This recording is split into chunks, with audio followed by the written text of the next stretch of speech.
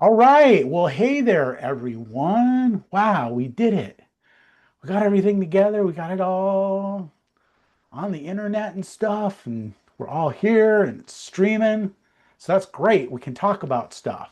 Shower door stuff, of course. Phew. Hope you're doing good. It's been kind of crazy day for me, a little hectic, but in a good way. It's good to be busy and stuff's happening. Means I'm still alive, still having still having challenges, which is great. But hey, yeah, one cool thing I want to kind of share. I'm gonna just go ahead and like spotlight myself here.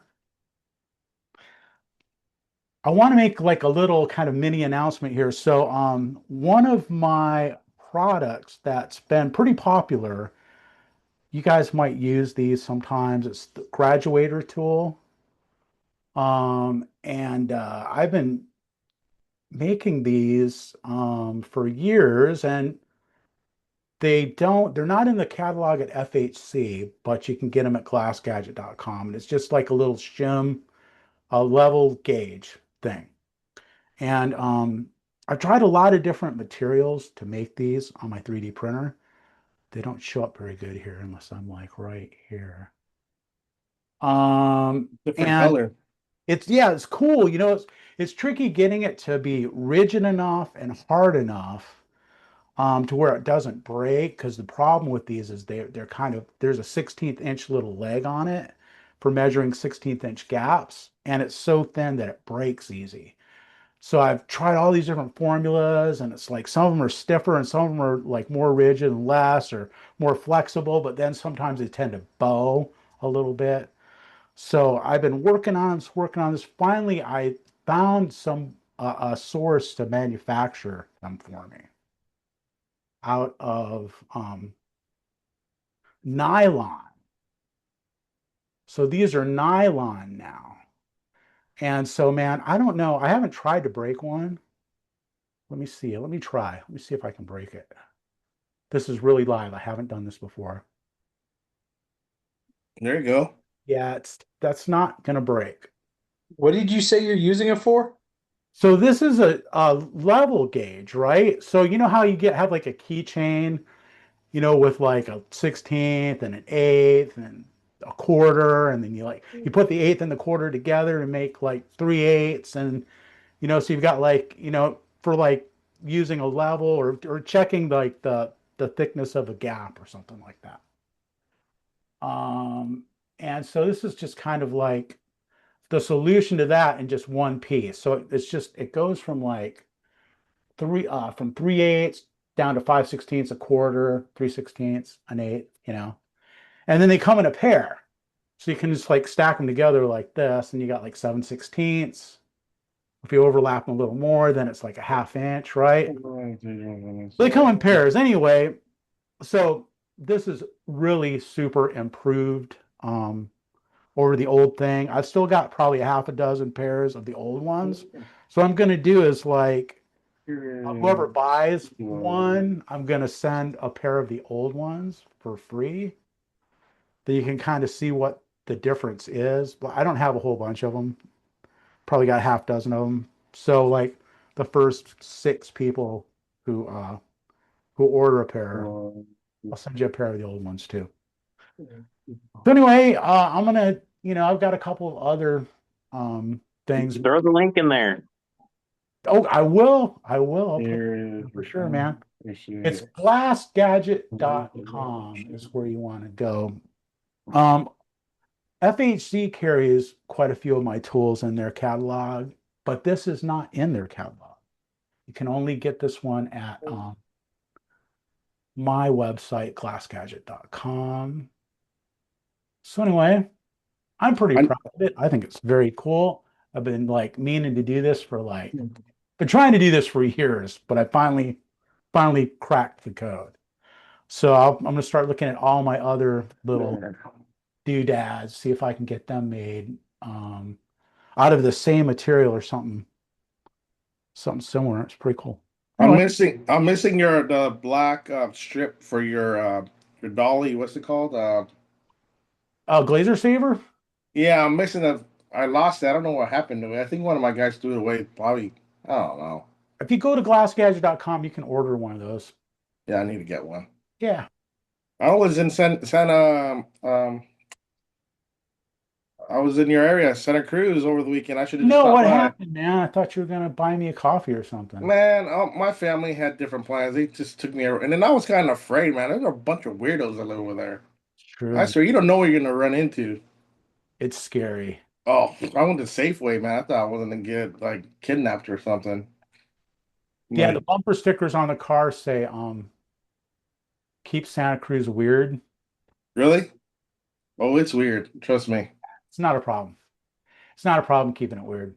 It was nice though. The boardwalk was awesome. Awesome. Yeah. Yeah, yeah, it's fun. It's different. It's not San Francisco, so it's not that weird, but it's on its way. But Shannon's been here, passing through. Yeah. So anyway, somebody had a question. I think it was Saw, wasn't it? Or was it Cameron? I can't remember. Someone had a topic to talk about. Yeah, no, I said I could throw one out there. Yeah, so I've had a slew of two things actually, but the first is I've gotten like three or four requests over the last week for gridded glass, right? So there are a couple different options out there. Um, but an example I can throw out there to say is that there's an opening, 6 foot wide but 8 foot high, and they want two French double doors, right? So we have an option of doing, iron or overlays or um, maybe channel and then overlays. And I started to go down the road like, how do you price something like this? And then how would we go about doing it? I'd like to get a consensus. Do people use overlays mostly? Do they, um, and if they are using overlays, where are they getting it? Are you doing like an all-in inclusive package from like Crystalia, or do you just get the aluminum overlays from CRL or FHC? Um, just a bunch, yeah, just different. I just wanted feedback on how other people do. And if you do that, how do you price it, right? Like I know Adrian, you price per panel. Well, doing overlays and doing channel around glass panels changes everything. I mean, at least it would for me. So I who does was what told, and how do you price it? yeah, luckily in my area, the grids is not hot, so the one I rarely get asked. I think I've only done one gridded shower door, and it was just a single panel. It was simple. I was always told that you gotta do the grid separately as a different like job. Like you gotta, because it takes time. I Yeah. mean, it's a lot of time. I mean, it's just isn't it probably, yeah. I mean, the gridded job I did cost just as much as the door did. Mhm. But I don't do too many, so I don't know. I get requests out of here for sure for gridded glass. Not the digital like print on series, but where they want either aluminum, they want the overlays, and I'm always feeling like every time I go to start quoting it, I'm starting from scratch again because I don't have a system. So, you know, um, sometimes I go to straight to Cristal. I don't know if anyone see the advertisements. Crystalia glass is all over my feeds, and I don't know if anyone's familiar with them, but they'll do like an Located. all-inclusive. You send in your opening, and then they'll package it all together with the glass. Their products are really nice looking. They're expensive, so if you want to save money, I got to piecemeal everything. So then I'm like, okay, how should I piecemeal this, and how would I go about pricing it? In the case where it's two double doors, I mean, the glass itself is only, what, $400 or whatever that would be. Uh, um, and then you have the hardware and the labor there. So anyone do a lot of that? By a lot, one a month maybe, if one a quarter. Anybody And the do it? guys, yeah. We just did one on Monday while I was out. The guys did one set of double doors in a flex room. Do you do those pretty frequently, Daniel? Um, yeah, it's at least once a quarter, like he was asking, maybe once a month, just depends. I mean, if you were to spread them out, sometimes we get two in a week and then we don't get them for another 2 months or something, you know. But yeah, we get ones where they're asking for grids, and then we get some where they're, the black, if it's black gridded, it's always easy because they have the vinyl applications for the muttons or whatever you want to call them. Yeah. Um, and then if it's any other color, like a satin brass, we just did a fun one of those. Um, and we just rip down the U channels, but we figure out how much labor we got in the shop ripping down U channel. And then we price it accordingly, we'll price like that. And if they don't know what they want, like say they just want it wrapped in channel, but they don't know if they want the grids or if they don't even know if they want the grids on there, we'll itemize like each option, like add X amount of dollars to wrap the glass in channel, and it'll be a line item. And then we'll put another line item on the estimate that says add X amount of dollars for the grid application, and it'll include materials and labor, when we have those itemized options. So Daniel, are you when they're going with the black grid, are you just wrapping in channel and then putting like CRL or FHC overlays as muttons? Yeah. And we just Do do it on the you outside because it's all black on the inside. So it keeps down from any of the buildup on the inside of the showers if it's a shower application. do you miter the 45s or do you just butt them? Um, I think lately we've been butting them. Yeah. But honestly, it depends on our customer, like sometimes we miter them, sometimes we butt them. It just depends on the job and the customer a little bit. Just, there's variables that we figure out. Yeah, we've done a couple. Most of the ones I've done is been just the FHC, the I guess the adhesive ones or the stick-on ones.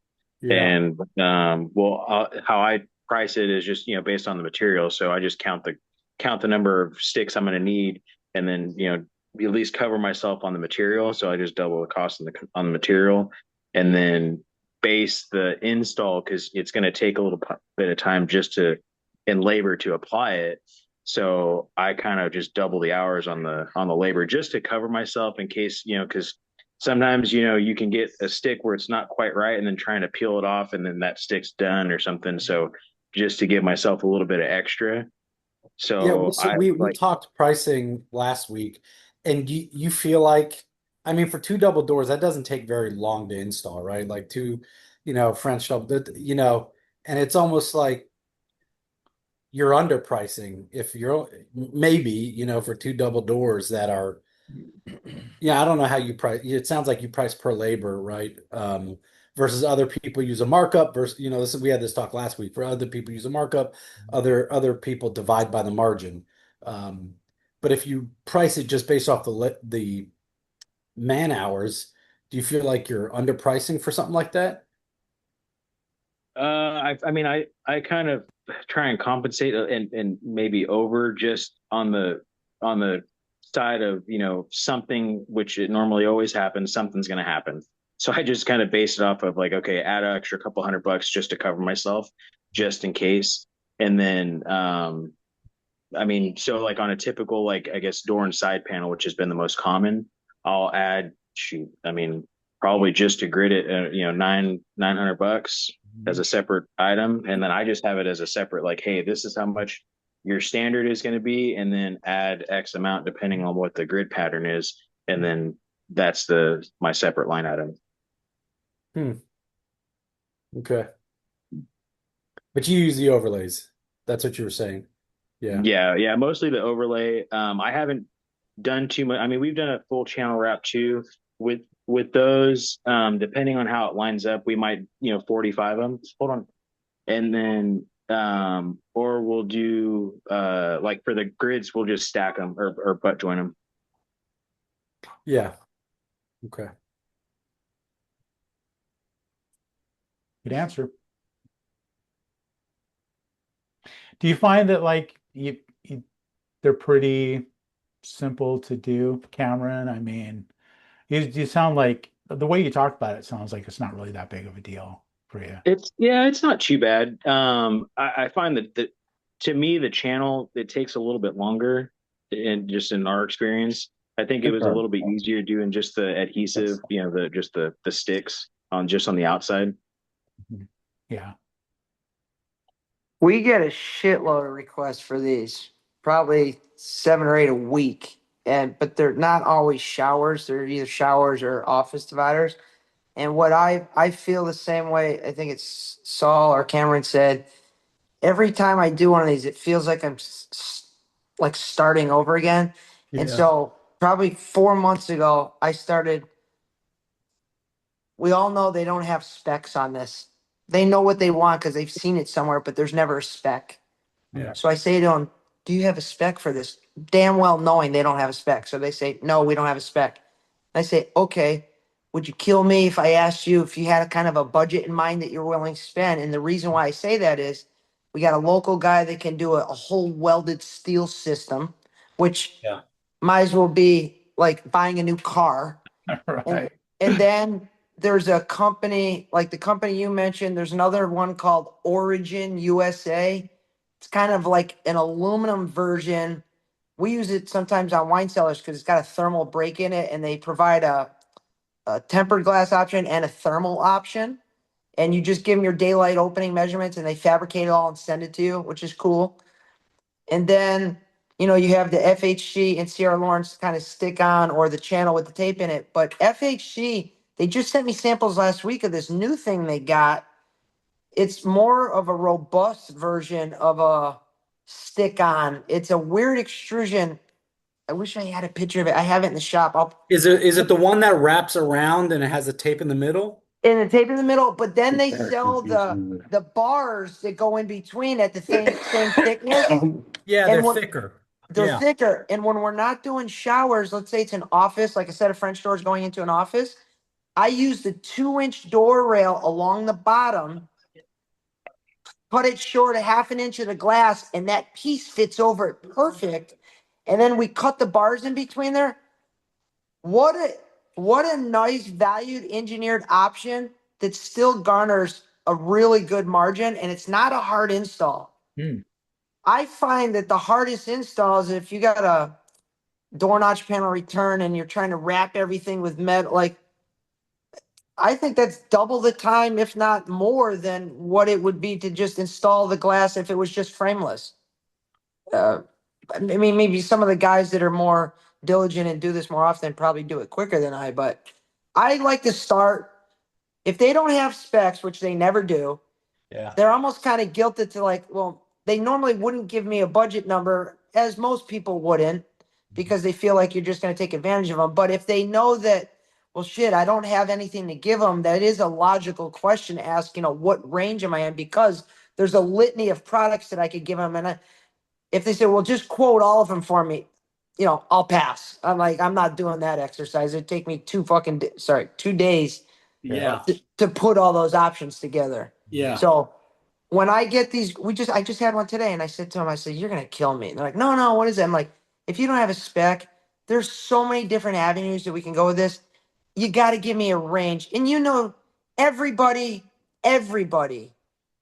when they're gonna go buy something like this, whether it's a TV or not, in the back of your head, like, I can justify 5,000 for this. I can justify, and if you can tease that out of them, now okay, I could get that done with the FHC, or I could go to the Origin, or like, we don't care what it costs. I want something robust that's gonna last. I'm gonna do the welded steel, and that's how I've handled those. What's the bottom rail you were talking about for the door? It's like door rail. I call it that. Chris, help me this. There was a company that they used to call it. Earth door? What? Earth door? Are you talking about like the coastal? No, like door rail, or like on my office, going into my office, I have a 4-inch rail across the bottom, a 4-inch rail across the top, nothing on the sides, like the Herc. Oh, like the Herc? Paper lock door. Yeah. Oh, okay. Oh, okay. But FHC just calls them door rail. Right. And they have a 2.5, a 4, but the 2.5 kind of looks a lot less commercial on a residential property, and you can put a concealed header across the top with a hydraulic closer in it if they want, or you could just put the 2 pivot pins in it. and then you put those new wraparound pieces on it with the thicker grids. Actually, it looks really nice. I was The surprised. wraparound pieces, the ones by FHC you were talking about with the tape in the middle? Yeah, Yeah. Okay. I had him send me some samples because we're gonna build kind of a mock this. I actually hate doing these. However, the market, just like everything else, every 4 or 5 years, Yeah. it was Yeah. vibrant brush bronze 10 years ago, and that was a headache because Kohler comes out with a finish and there's no hardware for it. So now we're Right. scrambling for all this shit. And then it was the black, and now it's the grids, and in 5 years it's gonna be something else. Mm-hmm. But I found by going through that exercise in the beginning, it's made our life a lot easier because then I can really dial in on what system I want to do, predicated on their budget. It's a good way to qualify them too as a customer. 100%. I mean, And if they're not willing to give me specs or a budget, how concerned are they really with collaborating with me? You know what I'm saying? Like, Right. it's a good way of filtering, like Daniel said, in the very qualifying them in the beginning. Mhm. Yeah. But it's 'cause they so have popular right now. Oh my God. they have no idea how much these things cost, so you got to square that away first. They Typically, don't know how much they cost, but they know how much they're willing to spend. exactly. Right? I mean, the true value is Yeah. only what they're willing to spend on it. And then you can determine right from there, what product you want to service them with. We found that to be that's helped us a lot. So we were spending a lot of time doing this good, better, best to find out, no, we're not gonna do any of this. Like, holy shit, I just passed up 3 other opportunities that I could have got back to people on. Yep. That's a real thing. I mean, that's what I was coming up against. That's a real thing. Yeah. I like to itemize it out so that they know how much the grid application is adding to the entire process. Like if they were just wanting a glass partition and then they were contemplating doing like a grid application, we'll itemize it. We like to itemize it out so they know what this extra shit is costing them. Like you could get just glass doors for this, but if you want to go this route of adding all this other crap to it, this is what it's going to cost. So then they know they can back out of it if it went above what the price they were willing to pay.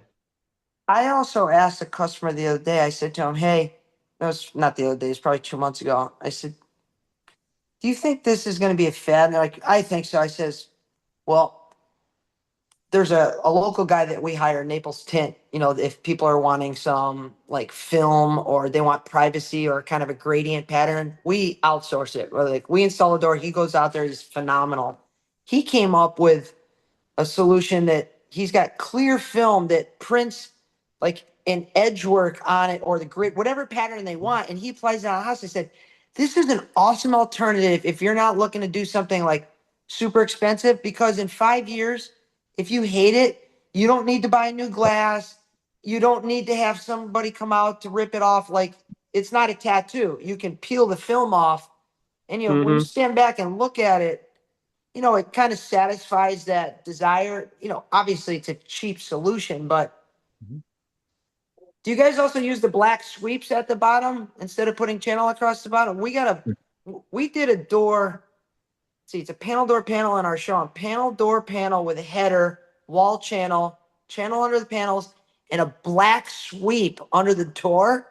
And then you could put the vinyls across with the tape on it. Again, it's but those kinda black Jimmy Rig, sweeps, but those black it looks sweeps go good. bad though. Huh? Yeah, Those black sweeps, they go bad quick. They don't last long. they Before don't you This have is a to- contrast valued well. engineered option. It's the cheapest Yeah. isn't usually the best. Yeah. That's what I tell them. The finish doesn't look the same either, though. Like with the It's finish, shiny. like when you put it next, yeah, it's shiny and it just doesn't like. We ordered one to see how it would look on a shower door when we were doing one, and we just threw it away. Like we wanted to see what it looked like, and it doesn't match up. It just looks weird, Yeah. I mean, to me, but it's a very good I idea. agree with you, but you guys, you got to remember, our eyes are so dialed in on what we believe is high quality stuff. And it's amazing to me what some people are willing, like, oh my God, that's beautiful. It's perfect. I'm thinking, this is a piece of shit with lipstick on it. That's And a so fine line to learn it how to starts walk. with the Too. price. You tell me what the price is and I'll show you what your options are. It's like figuring that out, that your eyes are dialed in like that, and then not sacrificing your quality at the same time, like it's a weird line to walk, but one, if you're not going to be on every install, you've got to be able to let go of some of that stuff a little bit that the customers aren't ever going to see, because you're going to drive your guys nuts picking their shit apart, to an extent. The customers aren't going to see half the shit that you see. So I tell them right in the it's, showroom, hey, this is yeah, plastic it's, and that's metal. I mean, you know what I'm not trying to hide anything from you, but based Mhm. on your budget, this is you're not getting lobster at a Hamburg price, for fuck's sakes. This is different. This is what you want. Yeah. Hey, Keith, what were you saying is the origin? What do they do? It's called Origin USA. I believe they're out of like Britain or something, but they have a presence here in the States, somewhere in the Midwest, and they opened up like distributorship. I'm not saying this Dis- right. Distribute. Distributor. Yes, distribution ship in Sarasota, which is probably an hour north of us. We have a store there, and guys saw my link that came in one day, and I was like, "Holy shit, this!" I loved it because of what the guys were saying. So I was saying, I felt like every time I was pricing these, it was like I was starting over, and like, man, here's a whole company that just that's all they do. So So kind of what do have they do? catalogs, huh? What do they do? They have extrusions already made to Oh, outfit any daylight opening, 90-degree angles, transoms, angles. You go to their website, you'll see. okay. All right. It's pretty cool. Their interior doors, they provide a really cool option for wine cellars because it's thermally broken, and they send you the glass, insulated glass. It's like all turnkey. They send it to you. The only thing you got to do is install. We've Is it sold probably expensive? four or five of them. Renaissance. It's like Renaissance, but take a couple of the commas out of the price. Right. And that was my next question was with the price. Yeah, yeah. That's Well, real metal. I mean, I understand why there's some. You're talking a specialty metal finish. It's two totally different products. uh, if yeah, Origin USA only comes up with apparel and jujitsu. No, no, I'll put it in the link here as soon as we get Yeah, off. maybe. Yeah, if you There's a could couple find. different one. Origin Okay. Doors USA, maybe. I'll put Uh, it. okay. Yeah, that would help. So now are you finding that do you send them opening sizes and they just, Yeah, yeah, yeah. There it is. fab it And all up for you and send it to and you? Yep. and that's what Crystalia Glass does for me. I've installed 3 of their systems, and they give me shop drawings, they give me all the extrusions, they give me the glass, and I mean, the support was great. It just, for the cost of everything, you can't really charge enough on labor to make it worth the deal, because then it's super expensive. So I was trying to find a better option. Here in Georgia, the one that we just did this past Monday, I had we have a relationship with another, like Keith was saying, an iron company that specializes in just doing these iron enclosures. They're solid and stuff, and you can put whatever kind of glass you want in it. They priced us like, I think it was like $4,500 for a double doors into a flex room, with 1/4 inch glass. So that was our cost. I wanted to see how much it would cost for something So like that, were in they going to comparison to what we install? were charging. Yeah, that was it was somewhere around $4,500 installed, Oh yeah, Shannon had our it. cost. But then we had to have to mark it up if we didn't just pass it off to them, kind of thing. So So. that's what I did. I have a relationship with an iron guy. It was 2 double doors, $4,800 just for the iron, no glass. They install the iron, which means all I would have to do is go and set the glass place of stops, which is super easy, right? But then what can you really mark that up at that point, right? But I guess if they're buying iron, I mean, they should know it's going to be costly. Mhm. That's a 20 grand door. Mhm. Yeah. 20 grand? Well, I better start upcharging that, because I ain't charging. Thank you. If it's So, full Thank iron, you. Sal, Ryan, what we you are say doesn't count. You're in Canada. Your No, prices no, are. you're talking to the guy who taught me right now. I you're do. we are completely underpriced, Sal, just so you know. Like I've been pushing our prices up steadily, trying to feel it out, and nobody's not going for it. Our Really? minds are not wrapped around the price that it should be Okay, for some. fine. Maybe you're right. I get nervous, man, and then I Mhm. get not just nervous. I mean, the anxiety comes from the rejections, right? Like, oh, that was way over what we thought it would be. I'm like, okay, well, here I go.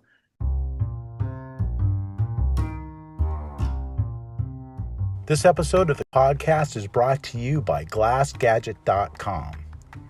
Showcase Innovations creates tools that help shower door installers be more efficient and save time.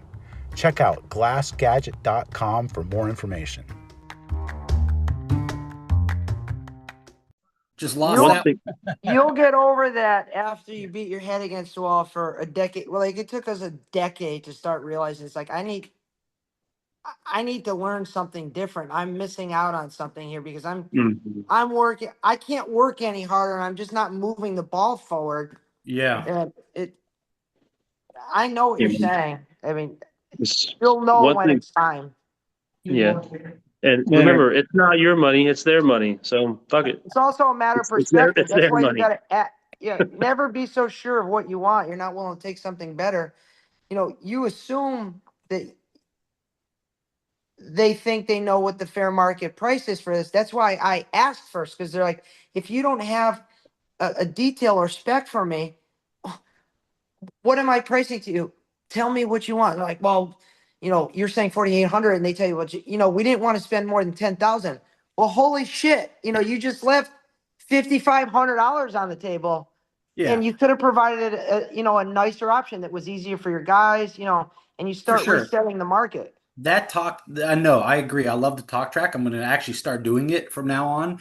But my question, does that talk track change based on it's a retail customer who walks in, or it's a builder or contractor that is either new or, new to you or that you have a relationship with, right? Give me an example. No, I do this.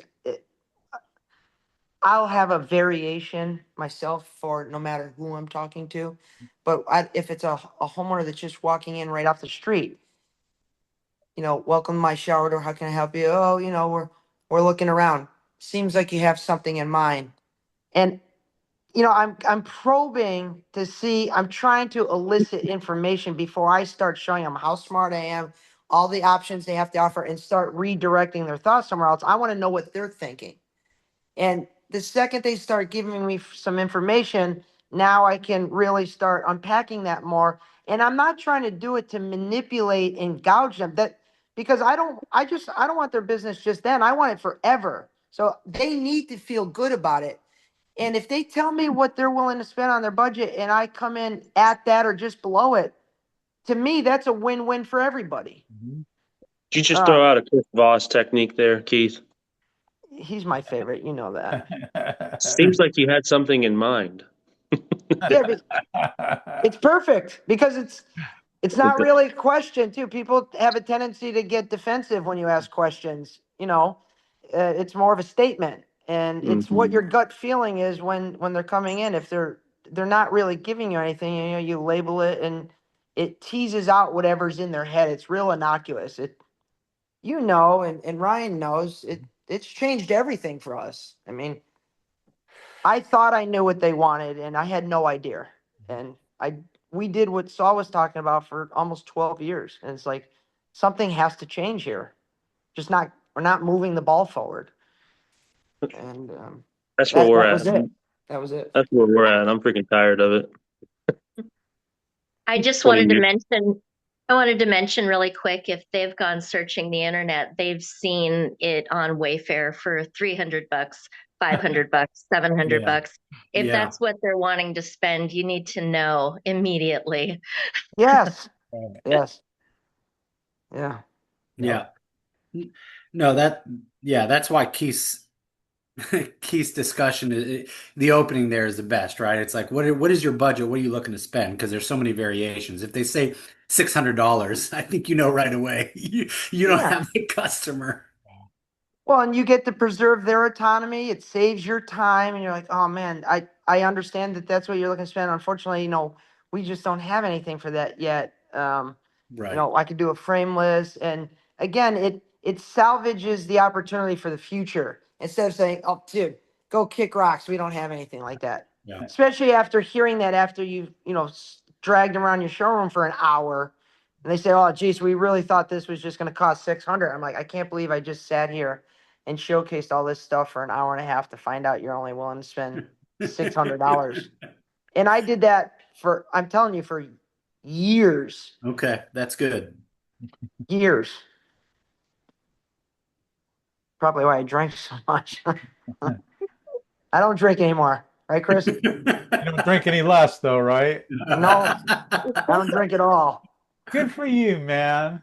Yeah. You should get like a medal for saving your own life. Yeah. The customers. Yeah. Yep. There's a lot of wisdom in that. I mean, it's so true. We talked about this a lot last week. I wished you were here. I know you can't always be here, Keith. But last week we were talking about pricing and stuff, and it's a hurdle to get over to get your head into that space of what you're really worth, and that everybody's not your customer, right? Not if you don't have a target, if you don't have a target customer, I can't remember what the saying is. It's like if you're If trying to sell to everyone's your customer, then no one's your customer. Is that one? yeah, Yeah. I think that's it. Yeah, I mean, you have to really define who you're marketing to. And there is a business to be made uh, selling to the cheapest people out there and just having the cheapest product and just doing it faster and cheaper than anybody else. I mean, there's a business to be made there, but that's not the direction, I would recommend anybody to try to go because that's a grind, man. If you can be, if you can be the top guy and sell for a price that is at the top and market to those people who are more affluent, doesn't mean that you can't sell to whoever comes along if they're willing to buy from you. But to be targeting the people who want the best and being willing to provide the best product, the best service, the best experience, and be aiming for that. I don't know who was talking last. Oh, it was Rob who was talking about how you can go to Supercuts.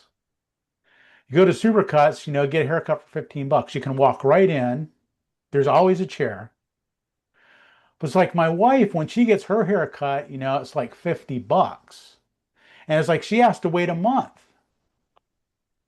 It's like they've got people are waiting in line for the $50 haircut. And that's the truth.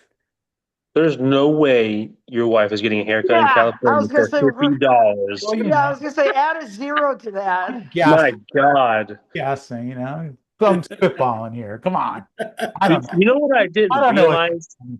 How men probably actually spend more on their haircuts because women typically only get their haircut maybe once a year, if not twice a year, and we're going like every freaking month. And depending on what you're spending, you're spending more than your wife is. So, guys, quit your bitching about your wife's haircut price. Every 2 weeks, high and tight, baby. Hey, you know what saying? This is so cliche. There's a saying that really changed it for me because I was always so quick to give everybody pricing. I just assumed when they came in, they start talking, I know what they wanted, and I wanted to give them the price, and I wanted to be the guy to save the day. And my intentions was generally to help them. I felt like I knew what they wanted. But I fell into this trap thinking, God, I'm never going to be able to sell it for more. They're never going to buy that. And I don't know if it's Jordan Peterson or one of these, but the saying was seek first to understand in order to be understood.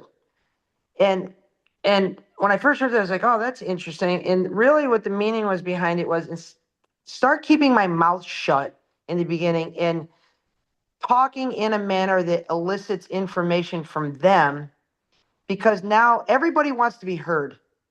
And once somebody feels they've been heard, there's a massive amount of rapport that's built up kind of very innocuously. And to sell anything, especially above market value, there has to be trust, period. And the fastest way to getting someone to trust you is through building rapport. The quickest way of building rapport is listening. So seek first to understand in order to be understood. Consequently, while you're understanding what they're saying, a lot of times people end up telling you what they want in the first place. Like they make the deal themselves. You know, when you can get really good at that, you can tease out information without really giving any information about her pivot hinges and her factory and all the awards. I was pitching, and I wasn't getting anywhere. I'm like, what? How do these people not understand it? Like, we're the leader in the industry here. We got our own manufacturing. You should be begging me to do your shower doors. They could give a shit. They didn't give two shits. The difference between us and the guy working out of his van down the street. They just didn't care because they're not in the business. They don't operate that way. You know, we think that they should be operating because that's all we do and it's passionate to us and that's our whole life. But when I really stopped and started like reevaluating, that saying came back up, and you know, I started keeping my mouth shut more and doing a better job of listening and really listening to what they were saying. Like, for instance, if I gave somebody a price and like, oh my God, you know, that seems expensive. And I said, you know, sounds like price is most important to you. And I just shut up. And then the truth came out, because most people, it's inherent in them to just want to push back one time right out of the gate. Like, oh, that price is ridiculous. You know, I can get it cheaper down the road. When in reality, they're just lying to you. It's almost like breathing. They just can't help themselves. That's how they're negotiating. They've just been programmed. Maybe they were raised by parents that lived through the Depression, and, you know, they were coupon cutters, and, you know, they were just raised a certain way, and that's how they talk. You know, that's how I negotiate. But when you started listening and people started feeling heard, they started letting their guard down and start divulging a lot more information. And that's kind of when the light bulb went off. I'm like, holy shit. It changed the whole game. Our margins started going way up.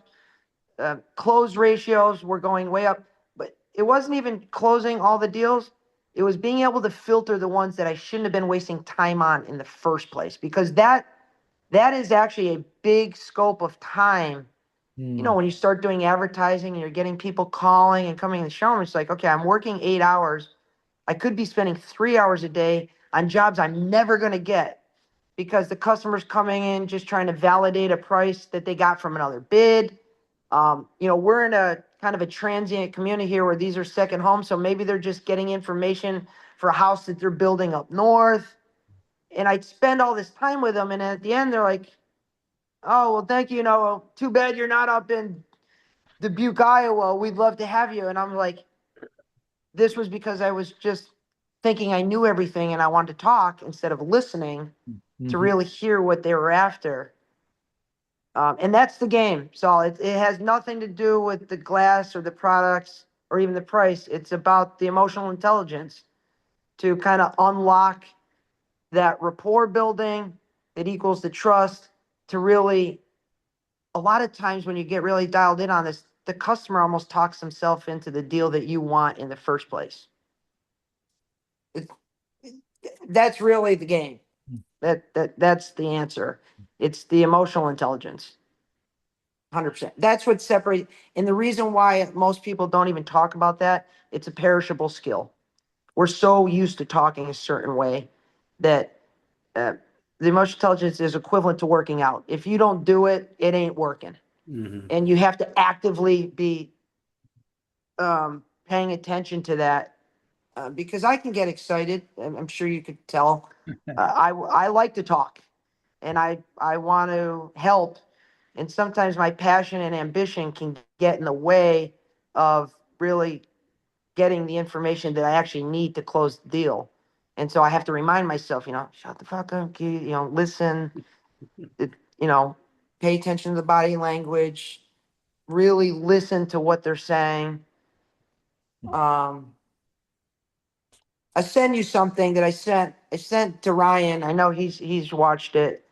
Somebody that I came across on Instagram probably about 6 years ago, and I really started going down this rabbit hole, and it changed everything for me. He's professional negotiator, but it's based on human emotional intelligence, and it's awesome. It's awesome. And it's not a Grant Cardone or Andy Elliott type of sales scripts. There's no script because everybody's different. Everything's so fluid. You can't have a script. You have a script, it sounds like you have a script, and now you've put yourself into those same categories. So you can raise the prices. You just need to know how to deliver the information. Yeah, I think there is a difference, good or bad, maybe neither, but there's a difference with a customer walking into your showroom versus us going to the customer, right? I mean, there is a little home field advantage when they're coming to you, right? When you got to play ball on their field, it doesn't change the emotional intelligence part. I mean, No, no, and they I'm still not have a arguing. limbic system. No, their feelings are still the same at home or at my.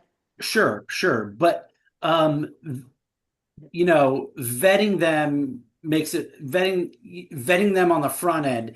It's impossible to do, right? You can't vet them until you really show up there, and you've already spent the 45 minutes driving and getting there and I'll tell you schedule. what. You call my showroom one day. I'll put the number in the chat. Wait a month or something in mystery shop. You ask for me, mystery shop, and then or have your wife do it, and then you tell me how you feel after when you get off the phone. Am I asking for you? Yeah. Okay. Well, I want to make sure that you can really tell. It really. I know what you're saying. The optics would seem that way. When a person feels hurt, it doesn't matter where it is. And that's the key to it. What now? Do I have a home field advantage because there's other context-driven things around in my showroom that might help them trust me a little bit quicker? Yes, but everybody's bought something. Everybody on this call has bought something from someone that they probably could have got cheaper, but that little feeling in your stomach said, "Wow, I don't know what it is. Maybe it's the universe or this." You justify it somehow. It was because whether they knew it or not, they were speaking emotionally intelligent. People buy on emotions and they justify with logic afterwards. And if you can dial it in and make them feel like they've been heard and they automatically trust you, you'd be surprised what you can ask for. You'd be really surprised what you can ask for. And it doesn't matter their race, their ethnicity, their religion, where they're at, negotiating in Boston or, butt fuck Egypt, doesn't matter. People have the same emotions no matter where they are in the world. And when you can dial in on that, it's changed our whole business. If you look I've talked about this before on here. If you see when our company really started to scale is when we started adopting these type of principles. Because we were able to garner more money for the jobs for what we believed we were worth. And then we were able to put that money back in the business. And, then it started really ramping up. But it wasn't until after we kind of let go of our ego. Your ego's not your amigo. Sure, yeah, I've heard that. We just thought we knew it all. And until we banged our head against the wall a million times that we say, something's got to change. Mm-hmm. So how have you been able to teach that to any of your sales reps? Yeah, Like, it's the hardest thing to do. It's not hard for me to teach it. It's hard for them to grasp it if they're not wanting to. Like it sounds like somebody on this call, i.e. Saul, is ready to hear something like that. And when someone is yearning for something to get better at, then they will be able to digest it and receive it. Ryan was the same case. Mhm. But if I just went up to my a new sales associate that just came in Naples, and they're like, Yeah, "Oh yeah, I've been in sales," and I start they're listening to gonna them, do and whatever the hell you want them to do. it goes in one ear and out the other. Yeah. They'll play How you along guys, and listen to me, but it doesn't stick. you just kind of identify who's actually wanting to do something like that before you waste your time putting Yeah. it into them? I got 3 people that are around me that are dialed in on it. Jay, this new young kid, Matt, who's actually a psych. He took psychology in college, so he loved it. He was like, I can't believe I'm actually working at a glass company that is basically using psychology to do sales. And so he grasped it. He loved it. So the 3 of us at my architectural glass are pretty dialed in on it, and it's awesome. I told you if I don't see your truck, I'm leaving. Would you like to apply? That wasn't me, I swear. I don't know what that was. Get the hell out of here if you can't see it. It makes everything fun again, for sure. Every phone call, I can't wait to talk to the next customer because I like putting the process on them and watching the dynamics unfold. And it's given me a whole new rejuvenation to the business. Do you apply those same techniques with your whatever vendors you do have? I do it with my kids. It's made me a better father. It's made me a better, I'll give you a great example of this. When you ask a question to somebody, if you're going to ask a question, it's always best to ask a how-oriented question. In the past, when I would come home from work, religiously at 6 o'clock, we'd eat dinner. I'd be pulling in about 5:45. I'd see all my kids' friends out in the yard, but he would be inside sitting on his couch or on our couch on the iPad, waiting to eat dinner at 6, and then he'd go outside with his friends. But I'm a stickler that they always keep their rooms clean. And his room looked like a fucking toilet. And I get home, I look in his room, dirty toilet. He's on the couch on his iPad. And I go up in the past, it'd be this yelling back and forth. And then I'd raise my voice. And then he'd finally go in his room, probably shut the door, flip me off, push the shit under the bed, and then come back out, eat dinner, and go outside. And everybody was kind of like this weird eggshells after the fact. We just got done yelling at each other. It's just contentious. So I come home one day after, going through all this studying and practicing at the shop, and I tell my wife, well, I'm going to try something different. So just watch his reaction.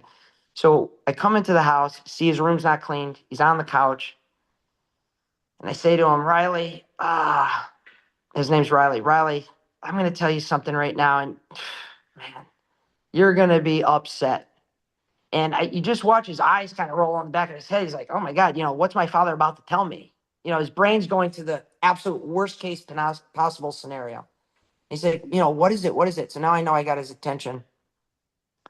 I says, when I was driving in, I saw your friends there, but how's your mom and dad supposed to let you go outside and play with your friends after dinner, knowing your room's not clean? With deference, very almost like curious. Curiosity is a massive hack in emotional intelligence. So I say, how are we supposed to let you go out play with your friends after dinner if your room's not clean? And he kind of stands there and he looks at me and he looks again and he's like, so wait, we got 15 minutes before we eat. If I go in and clean my room right now, can I go out and play with my friends afterwards? I'm like, oh man, that's a great idea. That'd be amazing. So he goes in and he cleans his room. About 5 minutes into it, he comes out. Of course, I got spray away under the counter of the sink. He grabs a spray away and paper towels. And I go, what are you doing? He's like, well, I'm just cleaning the end tables, next to my bed and dusting them. I'm like, I didn't even know he knew what the word dusting was. In the past, it was throw the shit in the closet and under the bed and I'm ghost. He literally cleaned it. And what the hack here is it's called the illusion of control. When he came up with the idea, he's more willing to capitulate and do a good job because it was his idea. He wasn't browbeated and forced into doing it, which I had done in the past, which led to slamming the door. I hate you, Dad, probably under his breath, and did a shitty job cleaning. Whereas when it was a very collaborative discussion, and I gave him the illusion of control with the how-oriented question, how am I supposed to do that? How are we supposed to let you do that? It triggered his brain as, okay, he's not yelling at me. We're not fighting. he's almost asking for help. It's very innocuous. And he came up with the idea, did a phenomenal job, cleaned his room. We ate dinner. He went out with his friends. Nobody yelled at each other. There was no stress in the house. And at that moment, I says, holy shit, this is it. And so now, I do that with questions. I sit down with a customer at the table. They just picked out an upgraded handle, polished nickel finish, easy care on the glass. So I already know they got the base price, 3 upgrades. Okay, the pricing's starting to get up there. They might have a problem with this. And usually 75% of the customers are like, listen, we want to go ahead with this. You just got to throw the easy care in. Instead of saying, no, I can't do that, I'll say, how am I supposed to do that? Because I know they typically only have one move. They're going to ask one time. And as long as, it takes 2 people to fight. And if one person's not fighting by saying, how am I supposed to do that? It almost kind of turns into a dance. And they kind of quickly realize, like, wow, he's not saying no. I am saying no by saying, how am I supposed to do that? But I'm not saying no to them. So it lands different. And you keep your mouth shut, and the silence, what do they call it? It's like a deliberate silence. Most human beings get uncomfortable when there's silence. And the only way to get out of that comfortability is fill it with talking. And most people, when I say, how am I supposed to do that? They'll go, well, I just had to, I love this one. I'd be remiss if I didn't ask, to have it. Let's just go ahead and do it. I trust you. And it's like, okay, great, no problem. And it just kind of slides through. And I'm not saying it works all the time, but it gives us our best chance of tackling these objections when I'm not, fighting like I would be with my son, or if I would be with the customer. This could go on for 10 hours. We could talk about this, but the key is there's an answer, Saul, to being able to justify without feeling like people are like you're manipulating people to get what you're actually worth on these doors. And prices can be raised, and people are gonna buy. What's his name, in Boston, Michael. Him and his brother came down probably 2 years ago before they kind of revamped their business, and they wanted to see how we were doing things. And the brother said to me, holy shit, you're getting that much for I couldn't get that in Massachusetts. They'd throw me out of the house. I says, I know what you're saying. By the way, I'm from Massachusetts. That's where I started the business. I says, No do they shit. sell Rolexes in Massachusetts? I said, yeah. I says, okay. They have the same emotions they have down here in Boston. It's just, you need to know how to deliver the information before you just go out and say, they'll just throw me out of the house. Because, yeah, they'll throw you out of the house because you don't know how to deliver the information. And, they started changing it. And here we are, his business doesn't even look the same. Doesn't even look the same. So there is an answer. It's not easy. And I'm glad it's not easy, because then I have to find something else to separate ourselves from everybody else. But this is what's changed everything for us. Everything. And it makes for better, long-lasting relationships. Long-lasting relationships. I'm We had hugged no all the idea time. you guys was from Massachusetts, man. Massholes. Good stuff, man. Wow, that's so where were you picking up all this info? The guy's name that I learned it from, and there's probably 3 people out there, but the person I find to be top tier and most digestible, because he kind of came up with it all. His name is Chris Voss.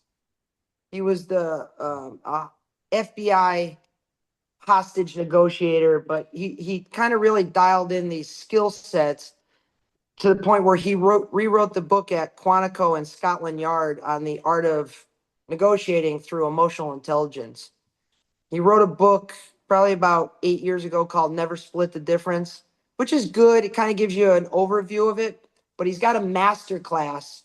There's an app called Masterclass, and there's maybe 1,000 people on there. Martha Stewart's got a master class. There's basketball players and musicians at master classes, but his master class, It's about a 3.5 hour, it's almost like a movie. It's fun to, I've watched it 70 times.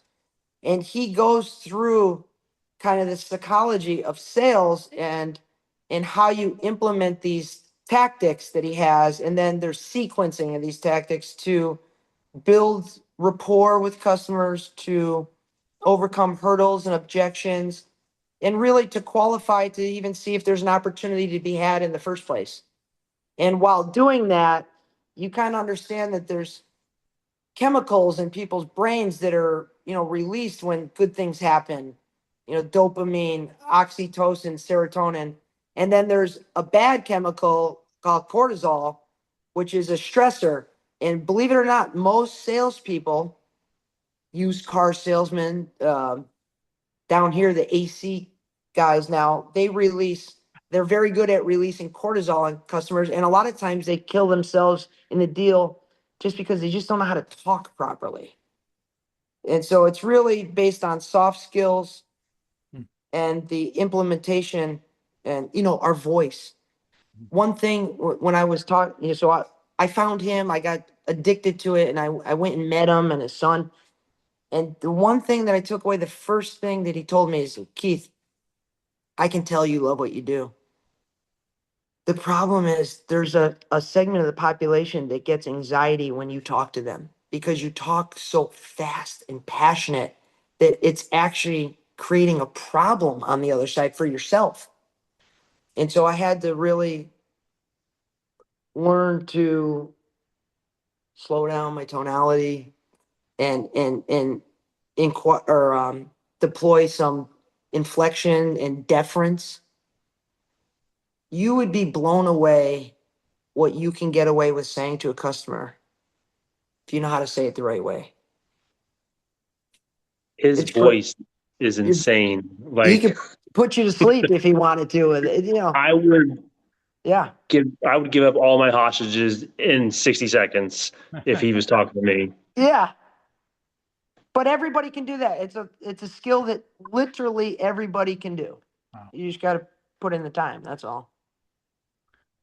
There's not a heavy learning curve on it, really, once you understand the premise, especially in our industry, because the thing is, everybody on this call has already had a million reps. You've had a million phone calls. So when you start to hear this stuff, when he's explaining it, you're like you start connecting all the dots in your head. You start thinking about the last 4 or 5 phone calls you had, and you're like, oh my God, I could have mirrored them. I could have labeled this. I could have saved myself from giving off $500. I just make this last point because I know I've hogged this whole thing. That's all right. The problem with discounting, and I found this early in my career, I'd close a lot of deals on the road. And the reason why I closed a lot of deals is because I discounted. And what I found was, because I was also installing at the same time, is when I would get so anxious to close a deal. Maybe we needed it at the time. So it was a $4,000 deal and we were haggling. Before you know it, I left at 3,500. Then I went out and installed 2.5 weeks later, and I show up and the guy's 20 minutes late. The first thing in your head is, that son of a bitch, he already got me for 500. and now he's not here on time. And then he put his finger in the caulking when I was caulking it.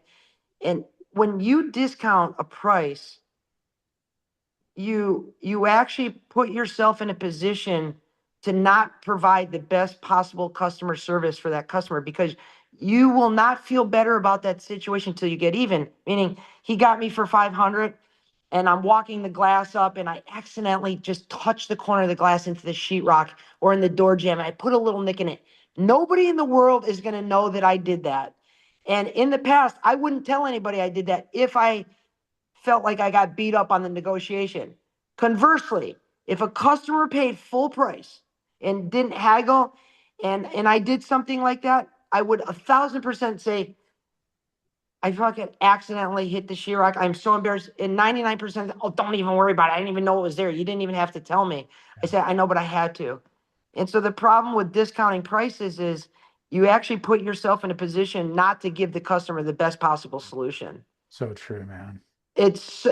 We've all done it. I know it. You discount something's going to happen during delivery or implementation that you're going to say, I'll never discount again. I'll never do, and then you do it again. And it's just it's a downward spiral. Do you match bids? No. The name of the book is called Never Split the Difference. No, that's the one you said was just okay. Well, it's okay from the MS. It's the same guy. It's just you would read it. It's not going to change your life. It will open your eyes to what's out there, but it doesn't have the instructions of implementing the skills actually on another human being. Whereas if you watch the master class, I think it's $100. I got you. In 1993, there was a bank robbery hostage thing in it's like Brooklyn, New York, or somewhere in Manhattan. And he's got the actual phone call of him talking to the guys that are holding the people hostage in the bank. And so after you hear his dissertation on all the skills and how the psychology of it works, and then you hear the phone call, you're like, holy shit. And so when he retired, he brought it to the business world. And there's actually really no difference between a hostage taker and a disgruntled builder. There's literally none. They're on high emotions. They don't give two shits about you. They only care about themselves, and they want what they want. And these skills are able to tamper down the emotions and make it a collaborative environment. And you can really change the outlook of that whole situation if you put yourself in the right mindset. Remember, it takes two people to argue. That's right. If one person's not arguing, there's no argument. And it almost triggers guilt in the other person. Right. Like, well, I'm screaming at him, but he's not yelling at me. And, their brain's saying this, like, and now it's like, holy shit, maybe I shouldn't be yelling. And it calms the whole situation down. And same with these people on these suicide help hotlines and stuff like that. They're just dialed in on their emotional intelligence. They know how to calm people's emotions down. And a human being is 31% smarter in a positive frame of mind. Well, when you're angry and yelling at somebody, that is not positive, which means you're less likely to start connecting dots. You're less likely to find trust in the other human being. You're less likely to figure out solutions together that might work for both parties. And so the key is to put someone in a positive frame of mind so they can think clearly and make a rational decision. Because using Saul to do their shower doors, I presume, assuming you're a good businessman and morally and ethical, is smart. But if they're angry and disgruntled because of all the other subcontractors that have fucked up the house and are over budget and past deadline, and they need you to get this door in so they can get their closing and get their $1 million check, they're not thinking logically. And it's your job to be aware of that and be able to kind of navigate through those tumultuous waters to still come out with the outcome that's best for you and your company while preserving their autonomy. And it can be done. It's 100%. It doesn't matter what part of the world you're in either, or what showroom or where it is. All right, you guys. Good talk, man. I got to get out of here. All right. Thanks for showing up, man. We'll come back again next Wednesday and let's talk some more.